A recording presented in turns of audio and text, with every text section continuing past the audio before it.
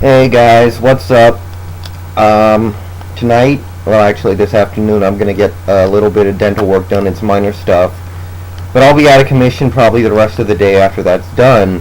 So I did want to make this video because there is kind of this significant issue going out there in the NFL that I have not mentioned at all to this point. It's the Michael Crabtree thing. Mainly it's Michael Crabtree, but there's also Andre Smith involved. So basically, what's going on here is Michael Crabtree is still on a holdout, and that's, not all that uncommon for first-round picks to hold out for a little more money. And Andre Smith of the Cincinnati Bengals as well is holding out for more money. This is the thing that bothers me. It's not that they're just holding out. I mean, I don't really like holdouts. I think it's kind of a stupid thing, but it happens in the NFL. But here's what Crabtree is saying, and this is the thing that's really stupid to me. He says that I went, 10th or 11th in the draft, or whatever he went, but I think I should have gone higher. I think I should have gone in the top 5. So I feel like I should get paid like I got taken in the top 5, which that's really stupid, because if things went the other way around, if he had expected to go 7th overall and he went 3rd overall, he would not be asking for less money, I'm sure. And this isn't the first time this has happened. I remember Matt Leinart did this. I think Reggie Bush kind of sort of did it. Who else? Other players have done this, but it's never been that big a deal, because usually, the guy expects to go 1st and then he goes 3rd. So you got to pay him a little bit more money, but it's probably worth it. So to me, this is really, really just stupid. I mean, don't get me wrong. I kind of have to be glad that he's doing it, because I don't like the Niners. We're rivals. So, I got to appreciate anything that screws them over. But that aside, I just find this whole thing to be really stupid on Crabtree's part. It's just really selfish and greedy of him, and unreasonable more than anything. I think it's just completely unreasonable of him to expect these sorts of things. So he still hasn't signed.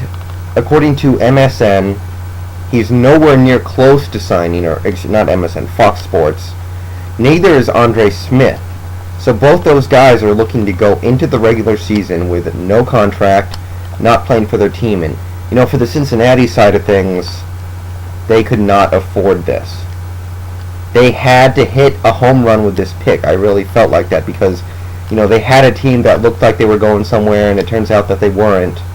And, they still have talented guys, and while they still have these talented guys, they gotta field a good team, and this pick was one they needed to get, and it's not off to a good start. So I hope things work out, and I would say that I hope things work out with Crabtree and the Niners, but I would be lying.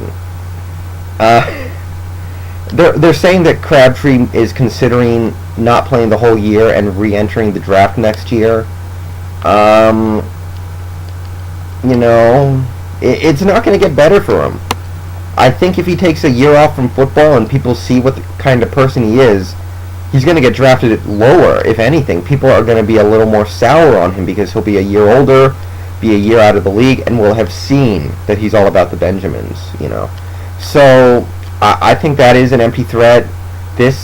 I think he, at least on some level, realizes that this contract that he well signed with the 49ers, assuming he ever signs it, is the most money he could hope to get out of a rookie contract. So, sorry about that. Somebody asked me a question. So, yeah, I don't know how it's going to work out, but I do think he will sign, but he may be useless this whole season. I mean, it makes me envious of what the NBA has with their rookie contracts, because, the rookie contracts have been getting out of hand for a long time, and this is not helping. Real quickly, I want to talk about this Edgerrin James thing. I'm happy to have him here. It's a 1-year contract, so it does not affect the cap in any way whatsoever that I care about. If it was an extended deal, I would have a problem with it, because it would be affecting the cap later on down the road. but this way it doesn't inhibit us in any way, unless I guess we cut him potentially. And I think he still has something left to give. Not much, but we're not going to be asking 1,200 yards of him.